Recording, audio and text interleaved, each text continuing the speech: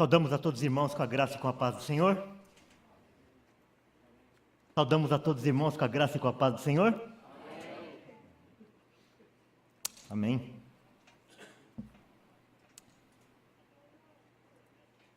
Vamos ter um momento de oração, de intercessão.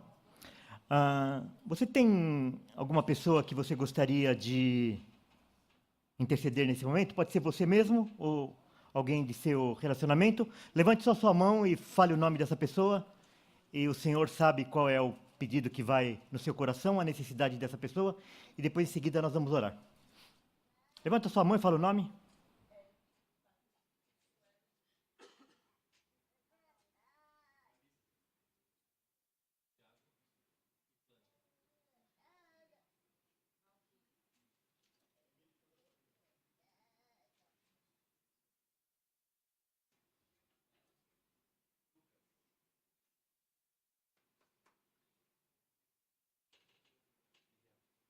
Mais alguém? Vamos orar então, irmãos. Pai, mais uma vez nós queremos louvar o Teu nome, porque o Senhor nos trouxe aqui nesta manhã para que nós pudéssemos prestar um culto de louvor ao Teu nome.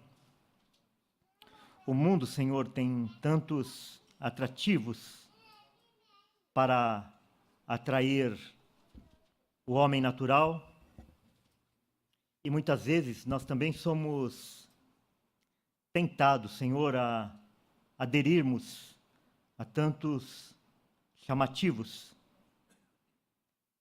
A nossa natureza, Senhor, ela naturalmente se afasta do Senhor e não tem desejo, Senhor, de estar na sua presença.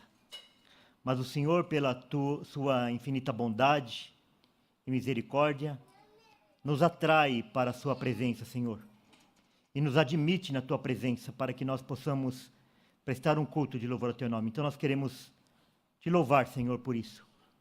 Queremos, mais uma vez, pedir em favor da nossa nação, que passa por esses momentos de tanta turbulência, de dificuldade.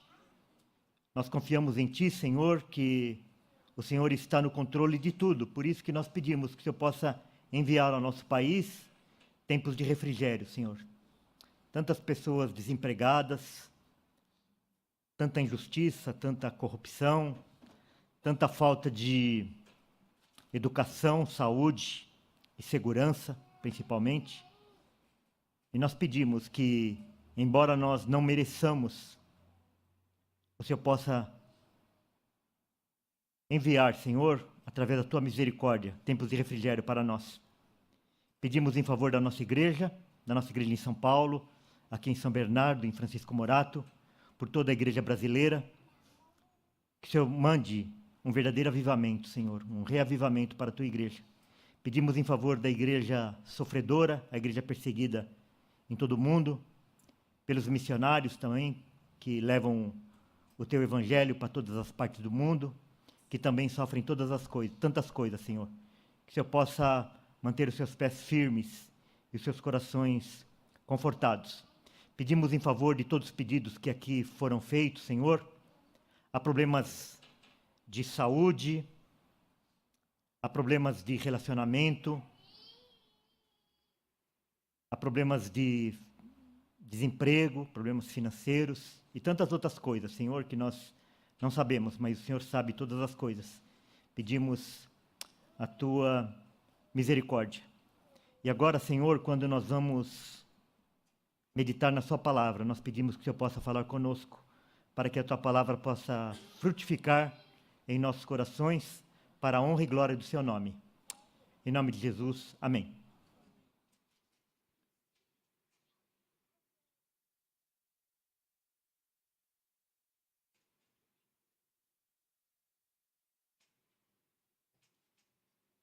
Nós vamos meditar nesta manhã sobre esse tema, sola fide.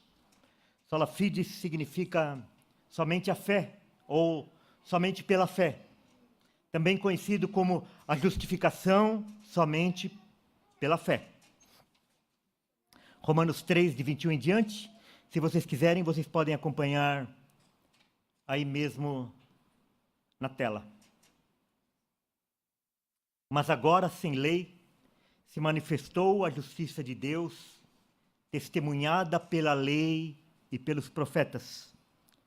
Justiça de Deus mediante a fé em Jesus Cristo, para todos e sobre todos os que creem, porque não há distinção, pois todos pecaram e carecem da glória de Deus, sendo justificados gratuitamente por sua graça, mediante a redenção que é em Cristo Jesus, a quem Deus propôs no seu sangue, como propiciação mediante a fé, para manifestar a sua justiça, por ter Deus, na sua tolerância, deixado impunes os pecados anteriormente cometidos, tendo em vista a manifestação da sua justiça no tempo presente, para ele mesmo ser justo e o justificador daquele que tem fé em Jesus. Onde, pois, a jactância? Foi de toda excluída. Por que lei? Das obras? Não. Pelo contrário, pela lei da fé. Concluímos, pois, que o homem é justificado pela fé, independentemente das obras da lei. É porventura Deus somente dos judeus? Não o é também dos gentios? Sim, também dos gentios. Visto que Deus é um só, o qual justificará por fé o circunciso e, mediante a fé, o incircunciso. Anulamos, pois, a lei pela fé? Não, de maneira nenhuma. Antes, confirmamos a lei. Nós estamos no início agora da nossa igreja aqui em São Bernardo, pregando a respeito dos pilares da nossa fé. Daquilo que representa o alicerce, a base de tudo aquilo que nós cremos, daquilo que é o Evangelho. Então, no domingo retrasado, eu falei sobre somente a Escritura. Domingo passado, o Elmer falou do somente a graça. E hoje nós vamos falar do somente a fé. E nos próximos domingos, somente Cristo e glória somente a Deus. Esses 5 alicerces, eles são chamados os 5 solas, ou os 5 somente. O primeiro desses lemas, quer dizer, o sola Escritura, o somente a Escritura, se refere à fonte. A fonte. Da onde é que nós tiramos todos esses ensinamentos? Da onde que nós tiramos todas as doutrinas?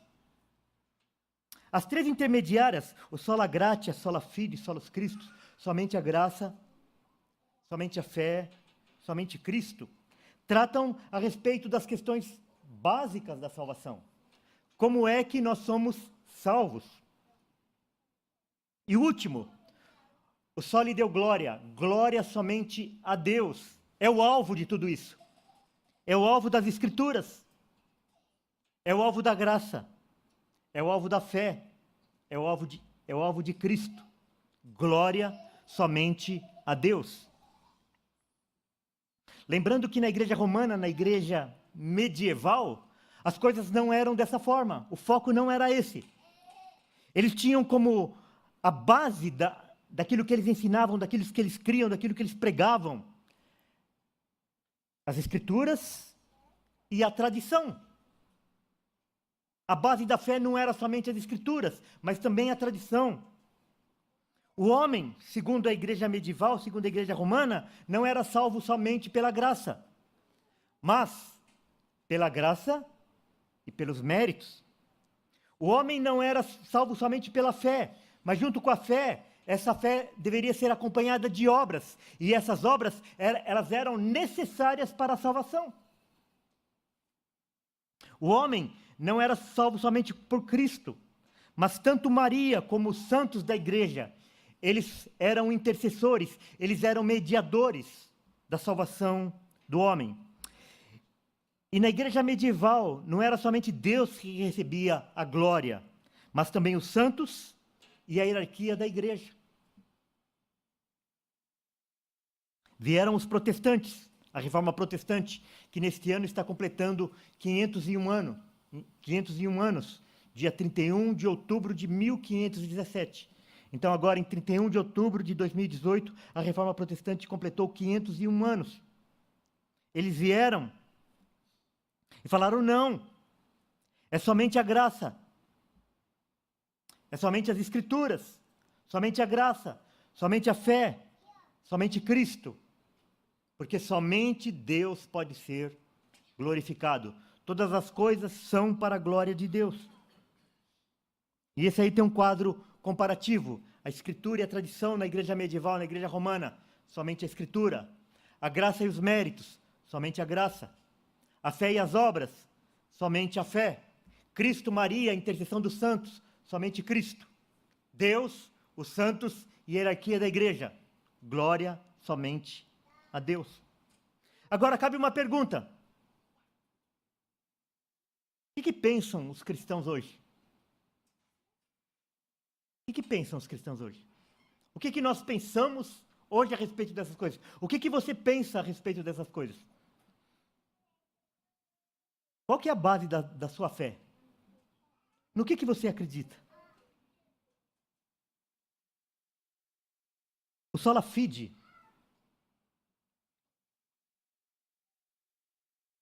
a salvação por fé somente, também conhecida como a doutrina da justificação pela fé, é a doutrina que distingue denominações protestantes de outras e afirma que é exclusivamente baseado na glória de Deus, através somente da fé daquele que crê, por causa da obra redentora do Senhor Jesus Cristo, que são perdoadas as transgressões da lei de Deus.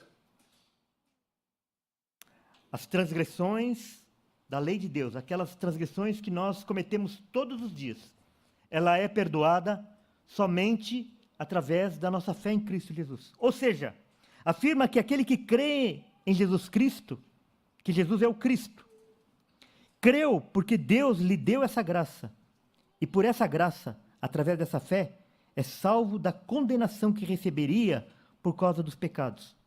Pela fé, aquele que compreende o sacrifício do Filho de Deus e os méritos, a retidão de Cristo, é aplicada a esse pecador que crê. Então, quando nós cremos em Cristo, que Ele é o Cristo, que Ele é o Filho de Deus, que Ele morreu por nossos pecados e ressuscitou, essa justiça de Cristo, os méritos de Cristo, é aplicado em nós. Então, por isso, que a partir do momento que nós confessamos a nossa fé em Cristo, a partir do nosso coração sincero, nós passamos a ser santos. Mas como santos se nós continuamos a pecar? Por quê? Porque a santidade de Cristo é atribuída a nós.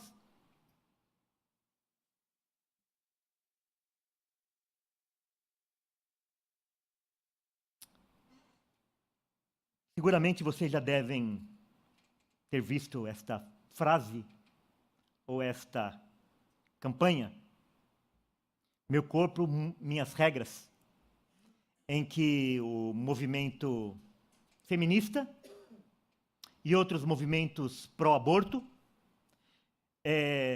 defendem, então, que as mulheres tenham liberdade de ter o filho ou não, mesmo após a sua concepção. Então, a mulher está grávida e ela tem o direito de continuar com a gravidez ou não. E uma das frases que elas usam é essa daí: meu corpo, minhas regras. É interessante, né? Se isso fosse verdade, se as regras do meu corpo fossem minhas, eu poderia, por exemplo, decidir que eu não vou envelhecer, que eu não vou ficar doente, que eu não vou ficar de cabelos brancos, que eu não vou cansar, que eu vou ser um bom jogador de futebol. E tudo aquilo que dependesse do meu corpo estaria debaixo do meu domínio. Não é isso que essa frase quer dizer? Meu corpo, minhas regras? Isso é uma loucura. Nós testemunhamos que isso é uma loucura. Porque não acontece com o corpo das pessoas aquilo que elas querem. Elas adoecem, elas envelhecem, elas morrem. Agora, o homem, desde que ele foi criado, ele segue isso. Eva disse, quando ela resolveu atender aquilo que Satanás disse para ela na serpente, ela disse isso: meu corpo, minhas regras. Eu como aquilo que eu quero. E Adão? Então você vê que isso não é novidade, meu corpo, minhas regras. E de uma certa forma, nós seguimos isso também. Nós achamos que nós temos direito de usarmos o nosso corpo da maneira como nós queremos. Hoje é o dia que se dedica ao culto ao Senhor. Culto ao Senhor, o dia do Senhor. O primeiro dia da semana, o dia que Cristo ressuscitou. Onde que estão a maioria das pessoas? Meu corpo, minhas regras. Elas estão em casa, dormindo ainda. Outras ainda estão chegando da balada. Outras estão no parque, levando o cachorro para passear. Outros se preparando para ir no jogo de futebol, na Fórmula 1. Ou então, sentada num sofá, assistindo a maravilhosa programação que tem na televisão. Por quê? Porque elas acreditam nisso. Meu corpo, minhas regras.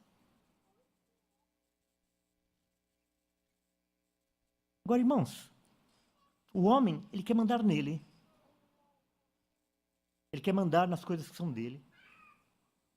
Ele quer mandar na casa dele. E ele acha que ele tem a capacidade de mandar, inclusive em Deus. Então, quando nós falamos a respeito da lei de Deus, das exigências de Deus, ela fala assim: eu não penso desse jeito. Eu não acho que é assim. E olha, Tiago 4,12. Tiago 4,12, ele fala a respeito de dois atributos de Deus. A Bíblia fala a respeito dos atributos de Deus, e existem mais de 100 atributos de Deus registrados nas Escrituras. E geralmente, quando você vai perguntar para uma pessoa a respeito dos atributos de Deus, ela fala assim: Deus é amor. E aqui Tiago está lembrando de dois atributos de Deus importantíssimos. Um só é legislador e juiz. Aquele que pode salvar e fazer perecer. Sabe o que ele está falando aqui, irmãos? Que Deus, ele faz a lei,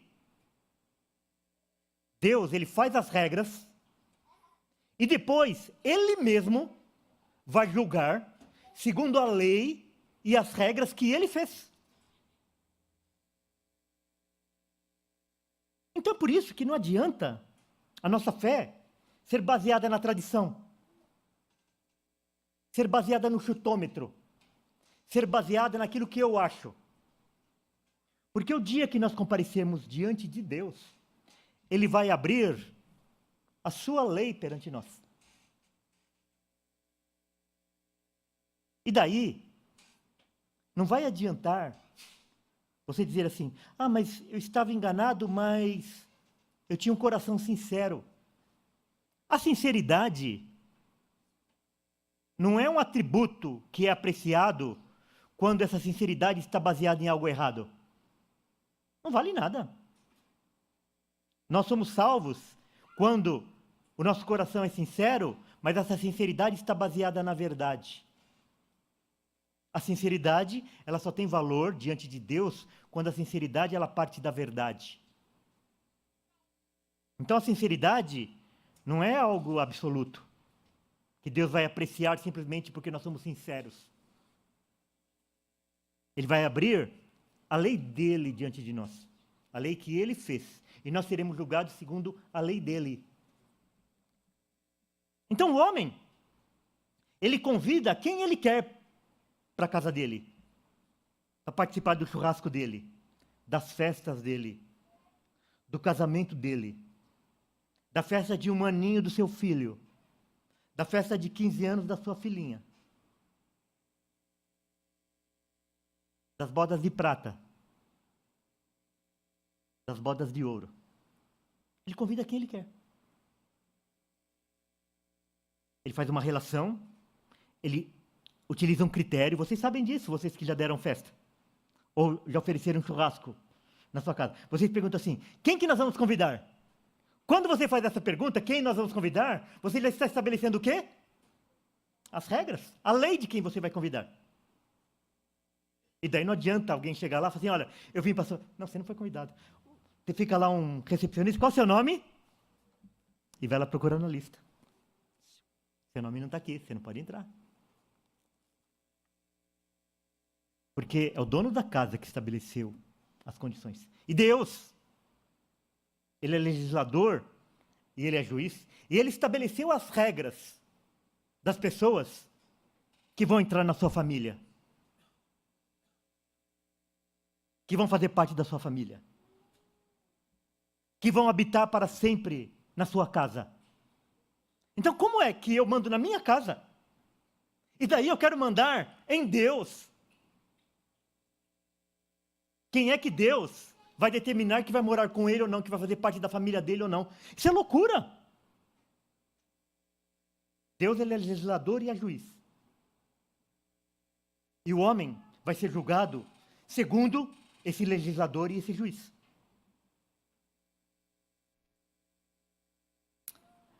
João 6, 28 e 29 diz assim: dirigiram-se os judeus, pois a ele, perguntando: que faremos para realizar as obras de Deus? Em outras palavras, como é que nós podemos agradar a Deus? Como é que nós podemos cumprir a lei de Deus? O que Jesus responde? Respondeu-lhes Jesus, palavras de Jesus: a obra de Deus é esta, que creiais naquele que por ele foi enviado.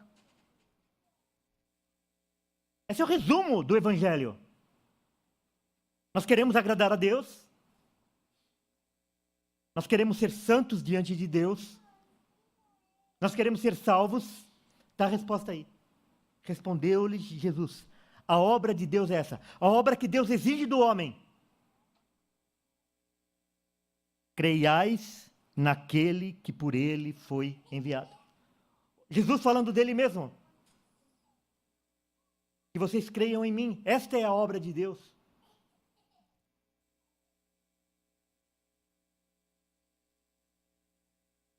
Deu alguma coisa aí, não deu?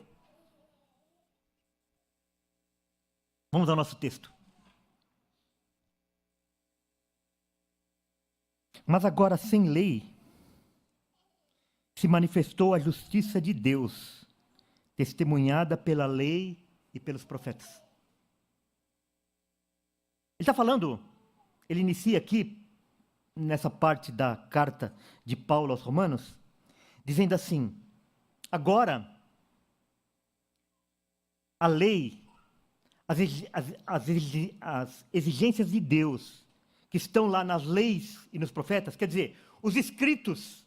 Quando ele fala assim, pela lei e pelos profetas, ele está falando a respeito dos escritos de Moisés e dos profetas. Ou seja, tudo aquilo que está no Antigo Testamento. Então, sem aquilo, foi manifestada a justiça de Deus. Só que é interessante, ele fala assim, sem lei, mas manifestada na lei. Porque toda a lei e todos os profetas já apontavam para Cristo. Afinal de contas, por que a lei foi dada? Por que a lei foi? Por que Deus deu a lei? Por que tem os 10 mandamentos? Porque tem aquelas mais de 600 outras leis no Antigo Testamento que o homem deveria cumprir? Justamente para mostrar a incapacidade do homem de cumprir aquelas coisas. Então, a lei foi dada para revelar o quanto nós somos pecadores. A lei é o padrão de Deus. Você quer agradar a Deus através das suas obras? Cumpra a lei. Cumpra a lei, integralmente a lei. Lembrando que se você descumprir um dos preceitos, você viola toda a lei. Então a lei, ele tem esse objetivo de nos mostrar o quanto nós somos pecadores. A lei é o padrão de Deus. E desde o início, a lei apontava para Cristo. A lei nos traz desespero. A lei expõe o nosso coração ao pecado. E nos leva ao quê? A ver a nossa incapacidade de cumprir a lei. É por isso que nós devemos nos refugiar em Cristo. Mas agora, sem lei, se manifestou a justiça de Deus, que já foi falada por Moisés e pelos profetas. Que justiça que é essa? Justiça de Deus, mediante a fé em Jesus Cristo. Aquilo que Jesus já havia falado, que as obras de Deus é que nós devemos crer naquele que por ele foi enviado. Justiça de Deus, mediante a fé em Jesus Cristo, para todos e sobre todos os que creem, porque não há distinção. Quando ele fala aqui, sobre todos os que creem, porque não há distinção. Ele está falando aqui a respeito de toda a raça humana, de todos os homens que viveram, não. Nós devemos lembrar que para o judeu era exclusivista. Somente ele era o povo de Deus. Os demais deveriam ser desprezados. E Paulo está escrevendo aqui para uma igreja que tinha judeus e gentios. E ele está lembrando que a salvação não é só para o judeu, que não há distinção. Que a salvação é para o judeu, mas é também para o grego. É para o bárbaro. É para aqueles que não são descendência natural de Abraão. É nesse sentido que Deus não faz distinção. Quando nós falamos que Deus não faz acepção de pessoas, o que nós estamos falando? O que as Escrituras falam a respeito disso? Que Deus não faz distinção entre homem e mulher. Deus chama homens e mulheres, velhos e jovens, ricos e pobres, judeus, gregos, brasileiros, pobres, ricos, cultos e incultos, pessoas de todas as línguas, raças, tribos e nações. Esse é o significado de que Deus não faz distinção. Deus não faz acepção de pessoas. Não significa o seguinte, olha, a minha porta está aberta e entra quem quer. Não é isso que ele está querendo dizer. É que entre as pessoas que são chamadas ao Evangelho, há pessoas de todos os tipos. Não somente o judeu, mas o gentio também. Pois todos pecaram e carecem da glória de Deus. Todos pecaram e necessitam ser atraídos novamente por Deus, para contemplarem a glória de Deus. Necessitam nascer de novo. Necessitam de um novo nascimento. Necessitam de uma reconciliação. Porque todos pecaram, estão separados, estão mortos espiritualmente. E aqui, o todos, é diferente daquele primeiro todos. Esse todos, é todos, que nós vamos ver na sequência do texto, ou antes um pouquinho na realidade, ele fala assim, todos pecaram, não há um justo, nenhum sequer. Pois todos pecaram e carecem, são carentes, necessitam da glória de Deus. Daí ele fala assim: sendo justificados gratuitamente por sua graça, mediante a redenção que há em Cristo Jesus. Irmãos, esse texto, nós deveríamos fazer um imã, bem grande assim, ó, um selo, e colarmos na geladeira, na mesa do nosso escritório, na cozinha, no quarto, no para-brisa do nosso carro, em todos os lugares. Todas as vezes que nós sentirmos que nosso pecado nos distancia de Deus, que nós não somos aquilo que nós deveríamos ser, nós devemos vir para esse texto e lembrarmos que nós somos justificados, nós somos tornados justos, tornados santos na presença de Deus, gratuitamente. Esse gratuitamente aqui, não é o gratuitamente que muitas vezes essa palavra é entendida. Você está passando na rua, ou então você vai no shopping, você passa em frente um jovem lá, ou uma jovem, e ela te oferece: olha, quer uma revista de graça? E daí você é atraído por aquela revista de graça. Só que na hora que você vai ver o de graça, o que ela está te vendendo? Uma assinatura daquela revista. Então você percebe que a coisa não é tão de graça assim? E não.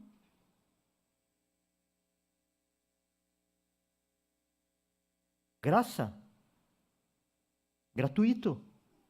Sem pagamento, sem retribuição. Somente a fé. Somente a graça. Somente Cristo. O homem não compra a sua salvação. Irmãos, a reforma protestante, ela ocorreu porque a igreja medieval estava pregando que Deus vendia a sua graça. Que a graça de Deus poderia ser comprada. Como? Através das indulgências. Através das missas. Através do batismo. Da confirmação. Dos sacramentos. Das ofertas.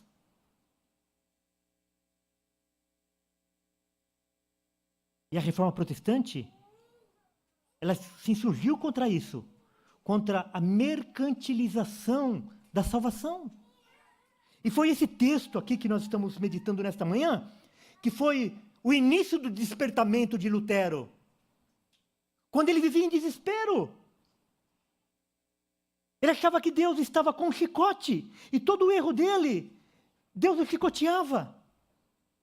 Então, se ele dormia demais, ele achava que ele perdia a salvação, que ia ser castigado por Deus.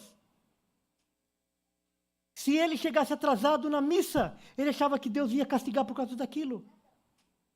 Se ele cochilava durante o sermão, ele achava que isso ia acontecer. Que Deus era contra ele. Que Deus era um Senhor punitivo, que ficava 24 horas vigiando para ver se ele cometia qualquer deslize. Durante o cântico, se ele desafinava, ele achava que ele já seria castigado. Então essa era a vida de Lutero. Ele vivia se confessando para com o seu superior. Tudo o que ele fazia, que ele achava que estava errado, ele ia se confessar. Até um dia, o confessor falou assim: por favor, irmão Martim, vai e peque. Vai e peque de verdade e depois venha se confessar. E ele vivia nesse desespero.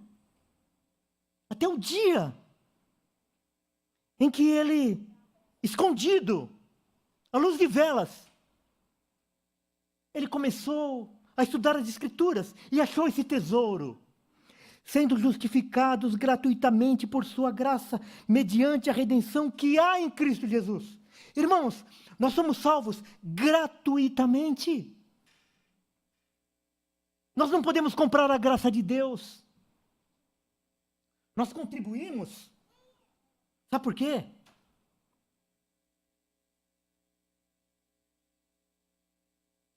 Como uma resposta àquilo que Deus tem nos feito. Nós não contribuímos achando que o nosso salário vai dobrar o mês que vem. Porque pode ser que o mês que vem nós estejamos desempregados. Nós não compramos a graça de Deus. Nós não barganhamos a graça de Deus. Nós contribuímos porque nós participamos do sustento de Deus aqui na terra. Nós temos esse privilégio. Ele nos dá saúde. Ele nos dá ânimo. Ele nos dá oportunidade de trabalho. Por isso que na nossa igreja, tanto aqui como em São Paulo, como em Francisco Morato, a gente tem procurado que as pessoas que trabalham não sejam remuneradas. Pessoas que pastoreiam a igreja, que lideram a igreja, eles não são remunerados. Eles têm a sua atividade fora. Para que isso fique mais claro, nesse momento tão difícil na igreja, em que o evangelho, ele é mercantilizado. Em que a gente vê na TV as pessoas dizendo, olha, só traz dinheiro, só traz dinheiro, só traz dinheiro. E a gente percebe que é assim, que as pessoas não estão pregando mais o evangelho, que elas estão mercantilizando a graça de Deus. Olha, faz isso que Deus vai te dar isso. Venda teu carro, deposita teu carro aqui, e você vai ter um carro melhor ainda. Entrega tudo. Pode ser cheque, pode ser dinheiro, pode ser cartão de crédito, pode ser a escritura, pode ser o recibo do teu carro. Dá. E os líderes enriquecendo cada vez mais, com carros blindados, com jatos, com empresas, com fazendas, como acontecia há 501 anos atrás. A igreja precisa de uma nova reforma. Eles vendem o evangelho e essas igrejas estão lotadas. Por quê? Porque eles estão oferecendo algo que a pessoa pode fazer. Então quer dizer que se eu der o dízimo,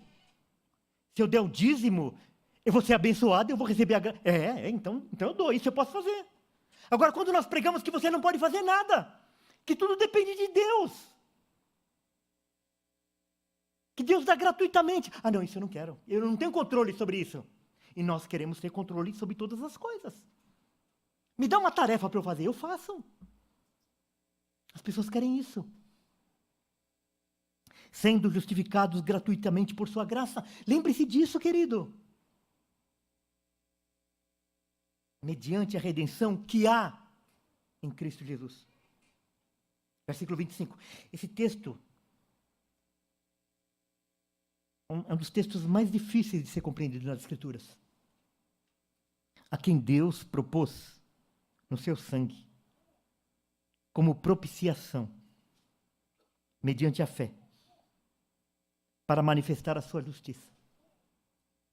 Por ter Deus, na sua tolerância, deixado impunes os pecados anteriormente cometidos.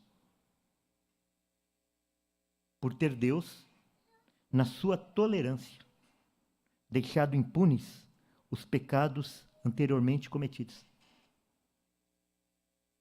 Espera aí. O texto está dizendo que Deus deixou impune pecados que foram cometidos antes? É isso que quer dizer? Quer dizer que as pessoas pecaram e ficou por isso mesmo? Que aqueles pecados... Não, desde o princípio Deus estabeleceu assim, aquele que pecar, certamente morrerá.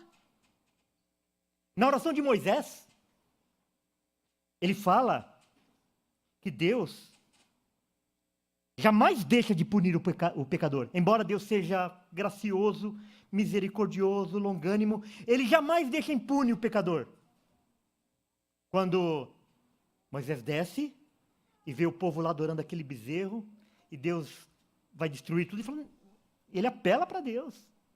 E ele fala a respeito das misericórdias de Deus, etc. E ele faz essa declaração, que Deus não deixa impune o pecado. E agora, como que nesse texto que Paulo está falando para eles, E por Deus, na sua tolerância, ter deixado impunes os pecados anteriormente cometidos. O que é isso? O que ele está falando?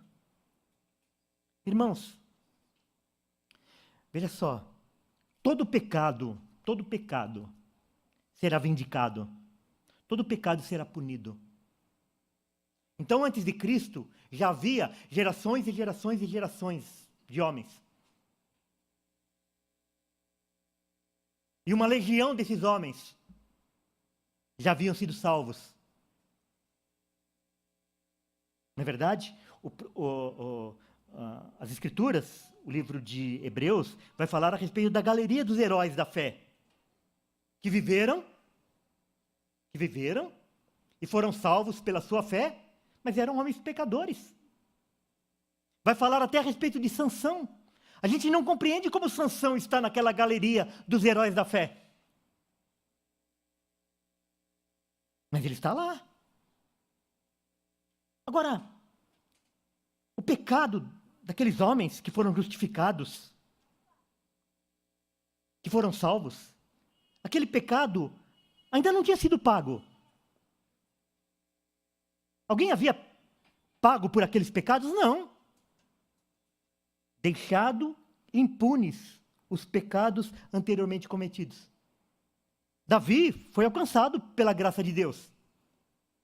Mas os pecados dele haviam sido punidos? Lógico que você tem aquelas as punições que são imediatamente ao seu pecado. Você come demais, você bebe demais, você briga com a sua mulher, você comete um crime, você vai sofrer a punição imediata por aquilo. Mas quando a palavra de Deus fala a respeito da punição do pecado, não é só esse tipo de punição. Está falando a respeito da morte eterna, da morte espiritual, da separação eterna com Deus, da ira santa de Deus que recai sobre o pecador. Agora, essa ira santa de Deus que cai sobre o pecador, não caiu sobre Davi, não caiu sobre Abraão, não caiu sobre Jacó, sobre Isaac. E o pecado? Até ali, o pecado dessas pessoas tinham ficado impunes, sem punição. Por Deus, na sua tolerância, deixado impunes os pecados anteriormente cometidos. Então até ali, Deus poderia ser acusado de quê? Como que ele pode perdoar um pecador sem que o pecado tinha sido satisfeito? Deus é injusto. Ele falou que todo pecado ia ser punido. E agora essa pessoa morre e ela vai ser salva? E o pecado dela não é punido? Ela não é punida com a morte eterna? Então por isso ele fala assim, a quem Deus propôs no seu sangue como propiciação mediante a fé, para manifestar a sua justiça por Deus, que na sua tolerância, ter deixado impunes os pecados anteriormente cometidos. Então quando vem Cristo, a quem Deus propôs, no sangue de Cristo, ele é punido, Cristo é punido pelo pecado de todos aqueles que são alcançados através da graça de Deus. Então quando Cristo padece, quando ele é entregue pelo próprio Deus, ele está pagando pelos pecados de todos aqueles que são justificados em Cristo. Aqueles que morreram antes e aqueles que vão morrer depois. Então a punição de todos os pecados de todos os homens que são alcançados pela graça de Deus, essa punição é derramada em Cristo. A tal ponto que Cristo, ele é tratado como maldito. Ele é desprezado pelos homens. Ele é cuspido. Ele é bofeteado. Ele é abandonado pelo próprio Deus. Deus meu, por que me desamparaste? Por que Deus desamparou a Cristo naquele momento? Por que Deus desamparou o seu amado naquele momento? O seu único filho, o seu filho amado, o seu unigênito. foi desamparado naquele lugar humilhante, naquele lugar de dor. Porque ali, ele estava assumindo o papel de todos os pecadores. Ali, Cristo era o mentiroso. A palavra de Deus diz que ele se fez pecado por nós. Cristo se fez pecado por nós. O nosso pecado foi expiado por Cristo. Ali Cristo estava nos representando. Ele estava assumindo as nossas culpas diante de Deus. Ele estava sofrendo o quê? A punição. Que Deus, pela sua tolerância, tinha deixado impunes os pecados anteriormente cometidos. Então Deus estava ali declarando a sua justiça. Ali Deus estava provando que Deus é um Deus justo. Que todo pecado é punido. E sobre quem recai a punição? Sobre Cristo. Deus estava reivindicando o seu nome. A honra do seu nome. O cumprimento da sua palavra. Aquele que pecar certamente morrerá. E a morte recai sobre Cristo. Deus propôs Cristo. Ele lhe enviou para morrer. Para demonstrar a sua retidão ou a sua justiça. O problema que carecia de uma solução era que Deus, por alguma razão, parecia ser injusto. E quis exaltar e glorificar o seu nome.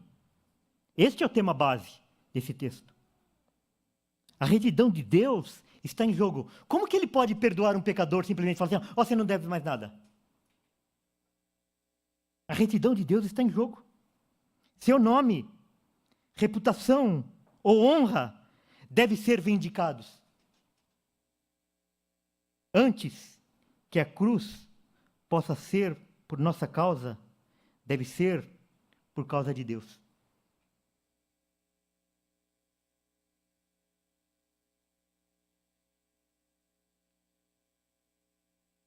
Percebeu a profundidade disso? Antes que a cruz pudesse ser para nós, para nossa salvação, ela foi para demonstrar que a palavra de Deus vai se cumprir. Que todo pecado será punido. Então, quando Cristo morre pelos pecadores, por aqueles que já haviam morrido, ele está falando o quê? A minha palavra se cumpre. Todo pecado é punido. E ele puniu no seu próprio filho. É uma frase de John Piper. Tendo em vista a manifestação da sua justiça no tempo presente, para ele mesmo ser justo e o justificador daquele que tem fé em Jesus. Ele é o legislador e ele é o juiz. E aqui, ele comparece no lugar daquele que deveria ser punido. Ele impõe a punição para o pecador. Mas ele mesmo se apresenta para pagar a culpa do pecador. O Deus encarnado, o Deus que se fez homem.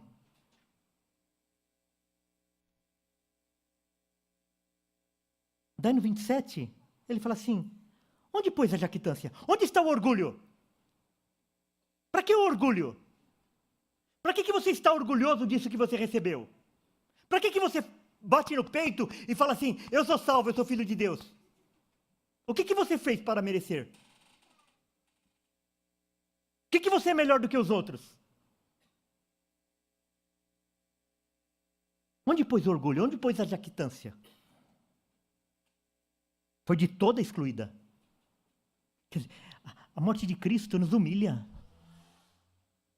Porque a dívida que nós tínhamos diante de Deus, ela é paga por outro.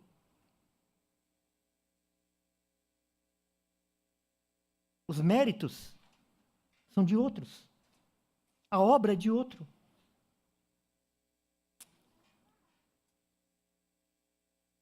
Onde o orgulho? Foi de todo excluído. Por que lei? Das obras? Porque vocês fizeram alguma coisa? Porque vocês têm alguma coisa para apresentar? Não! Pelo contrário. Pela lei da fé.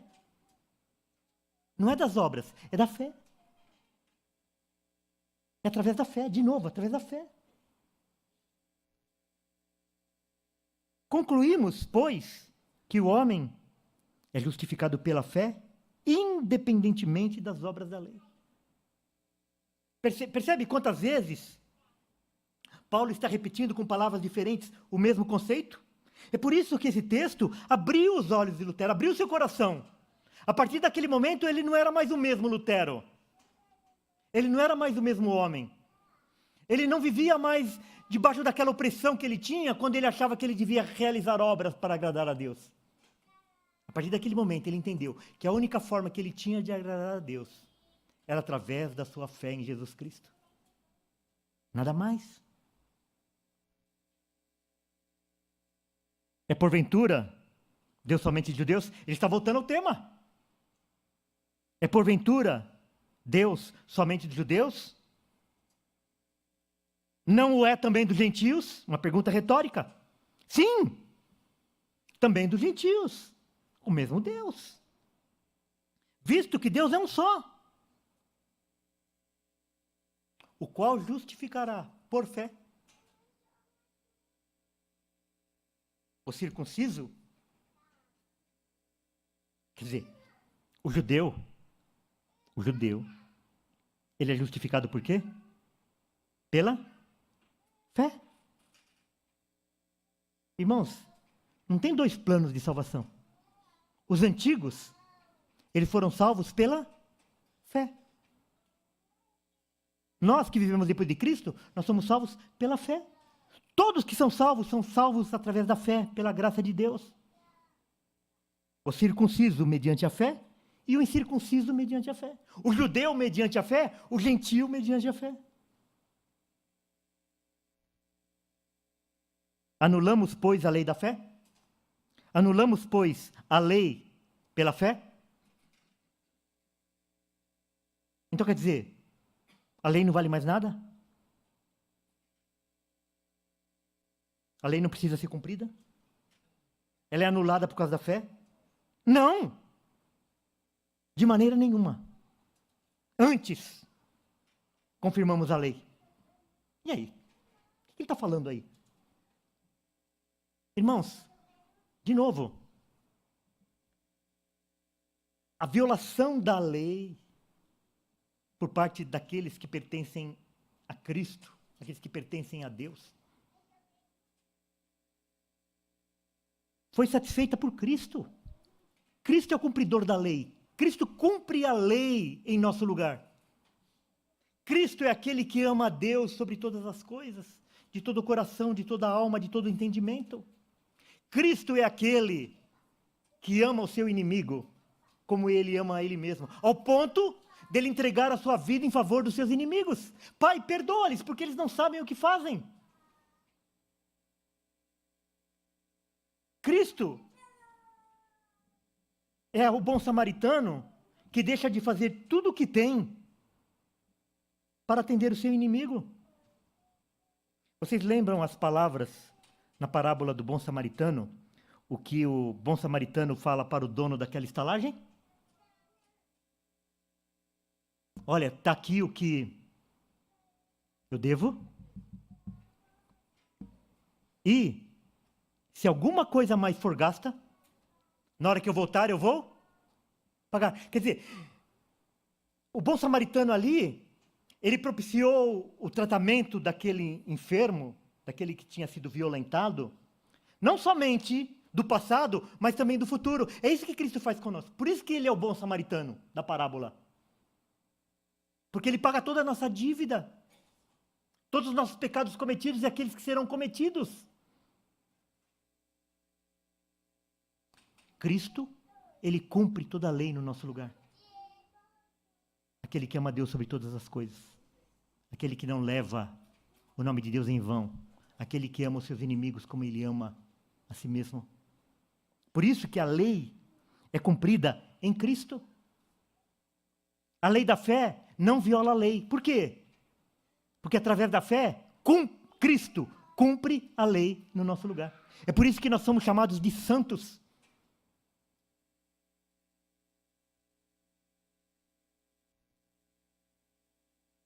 A fé está relacionada a algum evento do passado, algo invisível, ou de um acontecimento futuro, pois para eventos visíveis e do presente, não se necessita de fé para crer.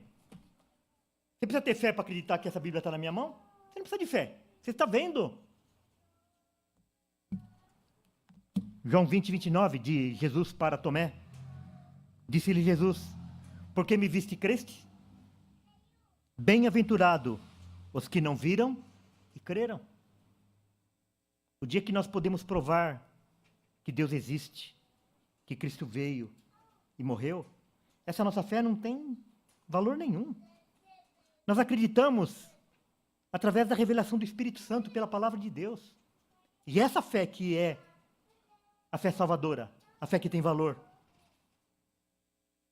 Em fatos passados e invisíveis, convicção. Então nós temos convicção de que Deus criou todas as coisas. Nós não precisamos de Darwin. Nós não precisamos da biologia, porque a palavra de Deus diz isso. Por isso que nós acreditamos numa criação literal, porque a palavra de Deus assim diz. Pode chamar a gente de fundamentalista, do que quiser, mas nós cremos dessa forma. Em fatos futuros, certeza. Então nós temos certeza de que Cristo vai voltar. Nós temos certeza de que um dia nós moraremos para sempre com Ele. Isso é fé. Fatos passados, convicção. Em fatos futuros, certeza. Hebreus 11:1. Ora, a fé é a certeza de coisas que se esperam, a convicção de fatos que se não veem. A fé é formada por 3 elementos: conhecimento, crença e confiança.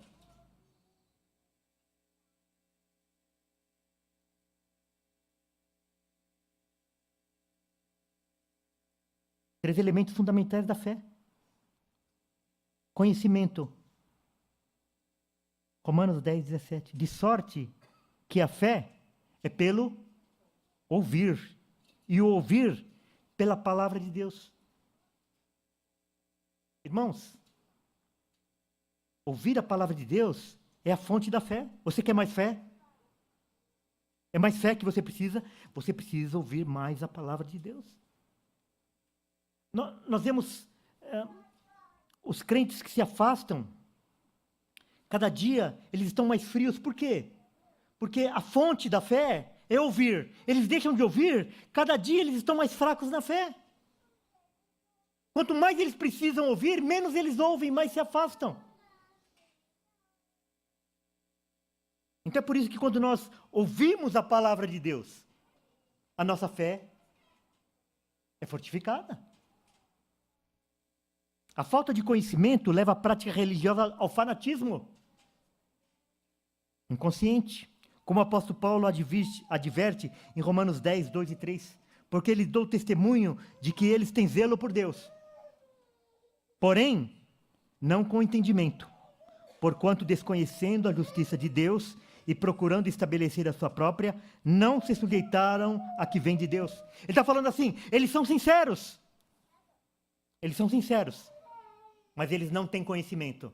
E porque eles não têm conhecimento, eles abandonaram a justiça que vem de Deus e querem estabelecer a sua própria justiça. Quer dizer, eles querem estabelecer a regra porque eles serão salvos.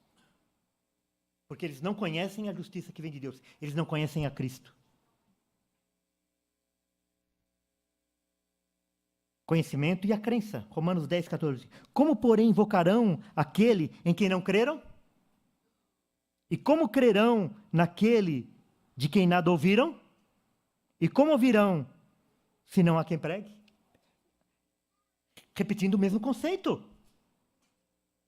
A fé só virá através da pregação do Evangelho. É por isso que a pregação foi uma coisa que foi restabelecida também na Reforma Protestante. Nos tempos da igreja medieval, nos tempos da Reforma Protestante, no século XV, a pregação havia sido abandonada na igreja. Era apenas os rituais. E na Reforma Protestante, a pregação ela foi restabelecida. A pregação voltou a ser o centro do culto. É por isso que no culto reformado, a maior parte do culto ela é destinada à pregação do Evangelho. Ao louvor, o momento de ofertas, a oração, elas são importantíssimas no culto. Porém, elas não têm a mesma importância que tem a pregação, porque a pregação é quando Deus está falando. Como que nós vamos na casa de Deus para ouvirmos a voz de Deus e nós não paramos para ouvir?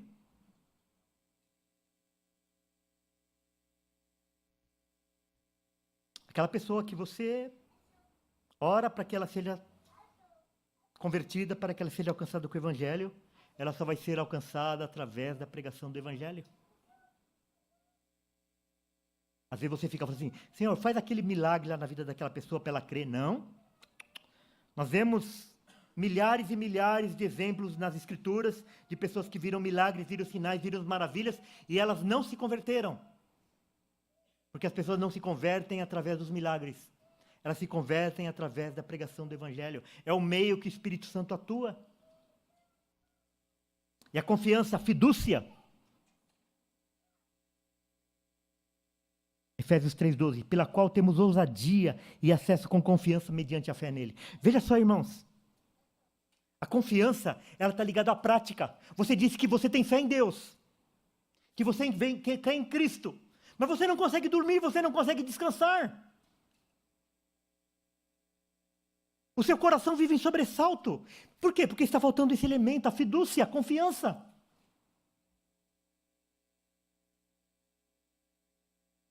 O agricultor, ele semeia semente. E ele tem confiança do quê? Qual é a fé dele?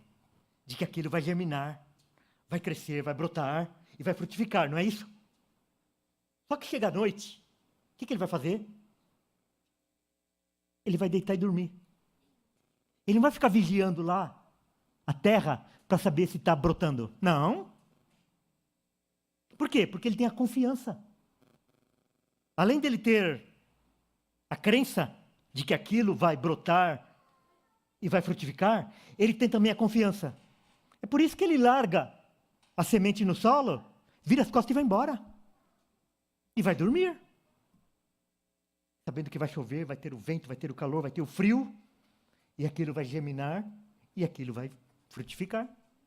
E muitas vezes, a nossa fé é débil, porque nós não temos essa fidúcia, nós não temos essa confiança. Nós cremos, mas não confiamos. O pai que pega o seu filho pequeno, coloca ele em cima da mesa, e fala assim, você confia no seu pai? Ele fala, confio. Então pula. O que a criança faz? Se joga.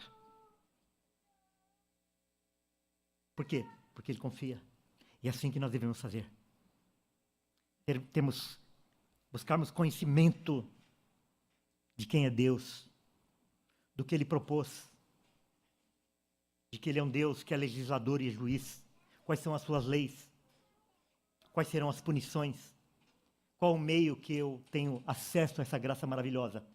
Mas eu preciso viver na confiança. Como dizem por aí, tomar posse. Dizem sim, nós devemos tomar posse.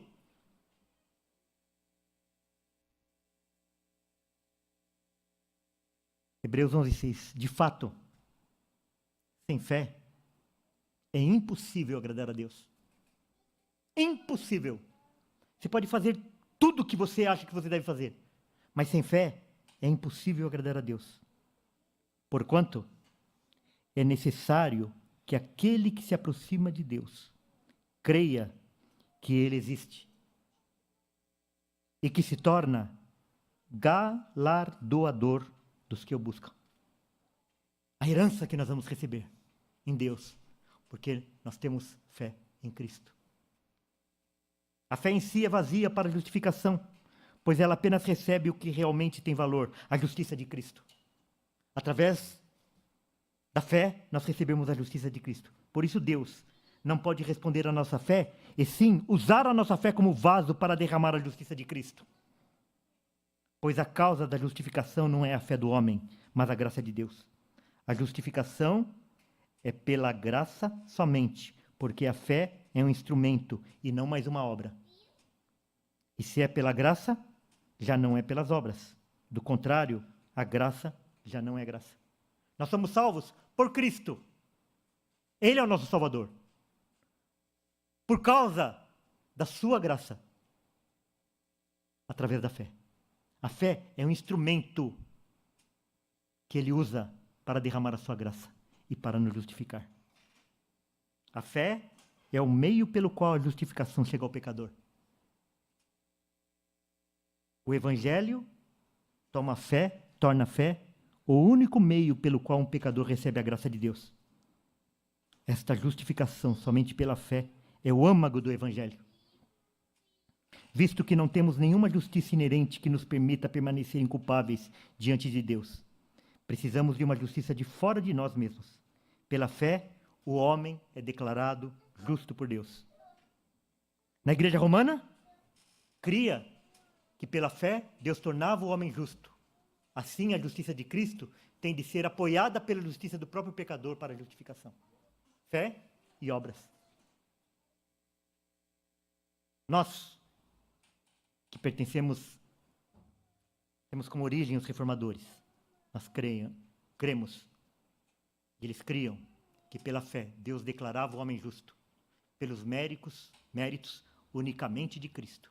A justificação é então imputada ao pecador. É declarada, nós somos declarados justos através da fé em Cristo Jesus. É assim a nossa fé hoje?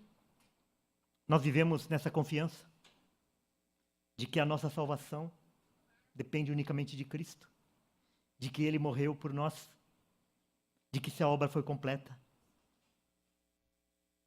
Através da fé em Cristo, nós somos salvos pelos méritos dele somente. O texto de Hebreus 11, que eu já me referi, 13 a 16. Todos estes morreram na fé. Aqueles heróis da galeria da fé. Sem ter obtido as promessas. Vendo-as, porém, de longe, e saudando-as, e confessando que eram estrangeiros e peregrinos sobre a terra. Porque os que falam desse modo manifestam estar procurando uma pátria. E se, na verdade, se lembrasse daquela de onde saíram, teriam oportunidade de voltar. Mas agora aspiram a uma pátria superior, isto é, celestial. Por isso Deus não se envergonha deles, por ser chamado o seu Deus, porquanto lhes preparou uma cidade. Amém?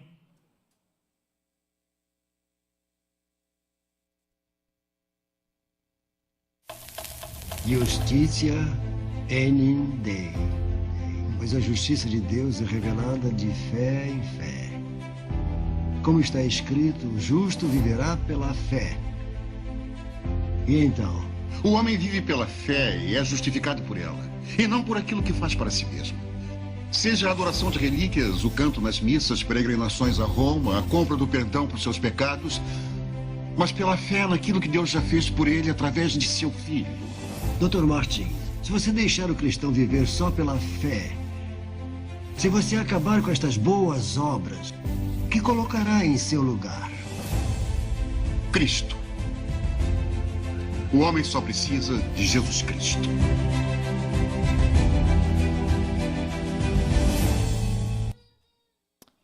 O homem precisa somente de Jesus Cristo. É a única coisa que nós precisamos, irmãos. Todas as demais coisas nos serão acrescentadas. Que a palavra de Deus possa ser aplicada aos nossos corações e que Ele possa continuar falando conosco.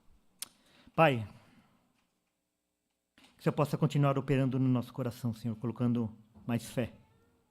Porque através da fé nós podemos vencer todas as demais batalhas, Senhor. Nós temos tantos problemas, tantas dificuldades.